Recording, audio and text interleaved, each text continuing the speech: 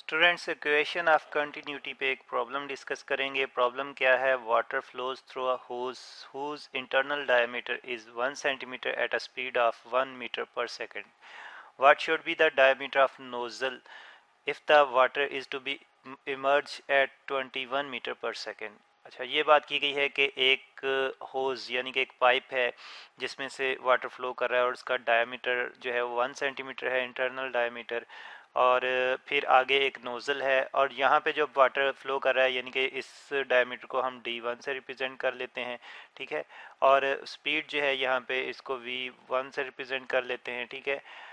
ये गिवन है इस पाइप में, लेकिन आगे फिर एक नोज़ल जो है वो आती है, तो उस नोज़ल में कहा गया है कि उस नोज़ल में स्पीड जो है वो 20 मीटर पर सेकंड हो जाती है। यहाँ पे जब वो निकलेगा वाटर तो उसकी स्पीड जो है वो V2 है, ठीक है, जो कि 21 मीटर पर सेकंड है। और यहाँ पे वो मतलब पूछा ये गया है कि डायमीटर यहाँ पे क्या होगा, इसका डायमीटर D2 जो है वो क्या होगा इस नोज़ल का। तो ये कंडीशन है हमारे पास। डाटा की तरफ आते हैं। डाटा हमें क्या गिवन है? तो डाटा में हम देख रहे हैं कि डाटा एक तो हमें जो है वो डायमीटर गिवन है D1, पाइप का डायमीटर होज का D1, इसको हम लिख लेते हैं, ठीक है। ये है हमारे पास 1 सेंटीमीटर। और इसके साथ साथ जो स्पीड है जो जिसको हमने V1 का है वो गिवन है V1। और ये कितनी है? ये 1 मीटर पर सेकंड है, ठीक है। मीटर पर सेकंड यूनिट है वेलोसिटी स्पीड के। और अब अगर हम बात करें नोज़ल का डायमीटर हमने फाइंड आउट करना है। स्पीड यहाँ पे स्पीड को हम V2 रिप्रेजेंट कर लेते हैं, ठीक है, कलर चेंज करके, ताकि हमें जो है ज़रा मज़ीद क्लियर रहे। V2 जो है ये हमें गिवन है नोज़ल में से 21 मीटर पर सेकंड वाटर की स्पीड है। और डायमीटर हमने उस नोज़ल का फाइंड आउट करना है, इसको D2 से जो है वो रिप्रेजेंट कर देते हैं और ये हमने फाइंड आउट करना है। अब हम जो है वो सॉल्यूशन की तरफ आते हैं। सॉल्यूशन जो है वो फाइंड आउट करते हैं। और सॉल्यूशन कैसे फाइंड आउट करेंगे? तो students equation of continuity use करेंगे हम, जैसे कि हमने जो है वो प्रॉब्लम भी इक्वेशन ऑफ कंटिन्यूटी पे ही जो है वो डिस्कस करना है। तो इक्वेशन ऑफ कंटिन्यूटी हमारे पास क्या है जी? वो है हमारे पास A1 V1 is equal to A2 V2। ये हमारे पास इक्वेशन ऑफ कंटिन्यूटी है, ठीक है। और ये ज़रा टू जो है क्लियरली लिख लेते हैं, ठीक है। और अब हम सबसे पहले लेकिन हमें एरिया गिवन नहीं है, हमें डायमीटर गिवन है। स्पीड तो गिवन है लेकिन डायमीटर गिवन है। और हम अगर बात करें एरिया की, सबसे पहले हम एरिया के लिए ही सॉल्व कर लेते हैं। हम जानते हैं कि एरिया जो है ये क्रॉस सेक्शनल एरिया होगा। Internal cross sectional area pi r square से फाइंड आउट करते हैं। यहाँ पे आर जो है ये रेडियस है, लेकिन हम ये भी जानते हैं कि रेडियस जो है ये रेडियस आर जो है ये डायमीटर से जो है वो रिलेटेड है D/2 से, ठीक है। अगर हम आर का स्केयर लें, यानी r square is equal to, तो इस तरफ स्केयर आएगा पूरी टर्म का, D स्केयर ओवर 4 हो जाएगा 2 का स्केयर, ठीक है। तो अब अगर हम एरिया की जगह जो है वो यानी कि एरिया में आर स्केयर की जगह D/4 पुट करें, D स्केयर बाय 4 पुट करें, तो ए हमारे पास आ जाएगा पाई D स्केयर बाय 4, ठीक है। तो ये जो हमने जो है वो डिस्कशन की है एरिया के लिए, हम एरिया के लिए अब यही वाली जो वैल्यूज़ हैं ये यूज़ करेंगे इस फार्मूले में। अच्छा, इस क्वेश्चन को चलें रिप्रेजेंट कर लेते हैं 1, ठीक है। और ये हमारे पास आ गई 2।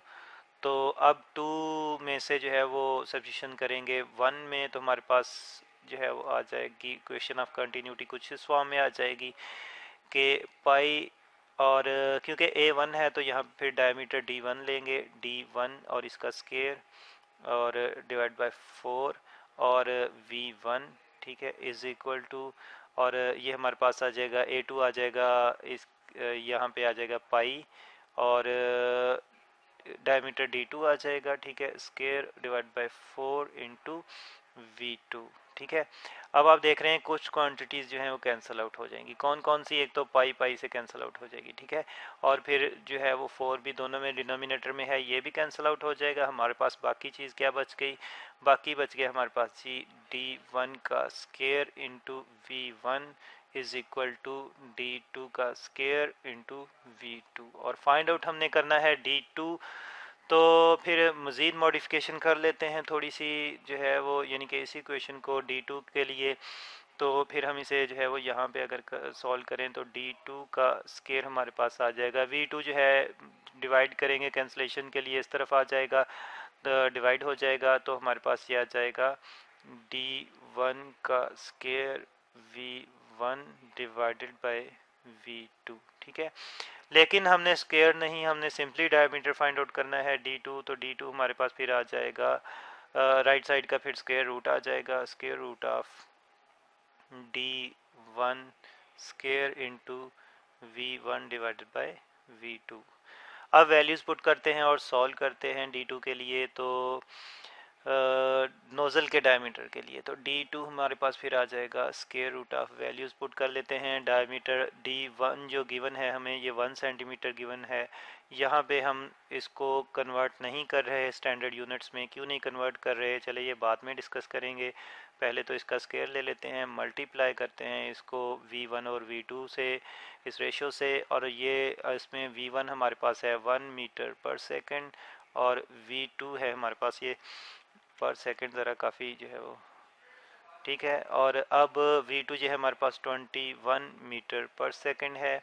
अच्छा, अब हमें ये भी क्लियर हो जाएगा कि हम क्यों नहीं कन्वर्जन कर रहे। देखें, जो बाकी चीज़ें आ रही हैं यहाँ पे वेलोसिटी की रेशो आ रही है, और क्योंकि हमने किसी और क्वांटिटीज़ के साथ जो है इसको सॉल्व नहीं करना इस यूनिट को, तो क्योंकि ये वाले यूनिट तो कैंसिल आउट हो जाएंगे, बाकी यूनिट से यही बचेंगे सिर्फ। तो हमने सॉल्व नहीं करना इसको किसी और के साथ, इस यूनिट को किसी और यूनिट के साथ। तो फिर इस तरह से यहाँ पे हमें कन्वर्जन की ज़रूरत नहीं है। ठीक है, तो सेंटीमीटर में ही हम कैलकुलेशन करेंगे। अब जब सॉल्व करेंगे कैलकुलेटर से, अच्छा एक तो यहाँ पे ये जो है वो क्लियर कर देते हैं कि ये जो है वो यूनिट कैंसिल आउट हो जाएंगे। ठीक है, तो फिर हम जब कैलकुलेशन करेंगे कैलकुलेटर की मदद से, तो हमारे पास जो है वो, अच्छा इसको फिर चलें ज़रा जो है वो लिख लेते हैं कि D2 हमारे पास आ जाएगा स्केयर रूट ऑफ 1, अच्छा सेंटीमीटर का स्केयर भी सेंटीमीटर स्केयर ही आ जाएगा, सेंटीमीटर स्केयर। ठीक है, और साथ में मल्टीप्लाई होगा ये यहाँ पे 1/21 से, 1/21 से, यूनिट यहाँ पे कैंसिल आउट हो चुके हैं। अब स्टूडेंट्स कैलकुलेटर की मदद से सॉल्व करेंगे तो हमारे पास D2 की वैल्यू जो आ जाएगी वो आ जाएगी हमारे पास 0.2। और अगर हम यूनिट को देखें तो यूनिट बचे हैं सेंटीमीटर का स्केयर, और स्केयर रूट से सेंटीमीटर का स्केयर जो है वो कैंसिल आउट हो जाएगा और हमारे पास सिंपली सेंटीमीटर में जो है वो आंसर आ जाएगा। तो ये डायमीटर होगा नोज़ल का, 0.2 सेंटीमीटर डायमीटर जो है वो होना चाहिए नोज़ल का। तो तब उसमें से जब वाटर जो है वो फ्लो करेगा तो उसकी स्पीड जो है वो ज़्यादा हो जाएगी, यानी कि उसका एरिया कम होना चाहिए। एरिया कम होने के लिए उसका डायमीटर कम होना चाहिए, और डायमीटर कम होना चाहिए तो उसकी स्पीड, वहाँ पे स्पीड जो है वो ज़्यादा हो जाएगी। हमने देखा कि पहले स्पीड 1 मीटर पर सेकेंड थी, और नोज़ल में से गुजरते हुए हमें स्पीड चाहिए 21 मीटर पर सेकेंड।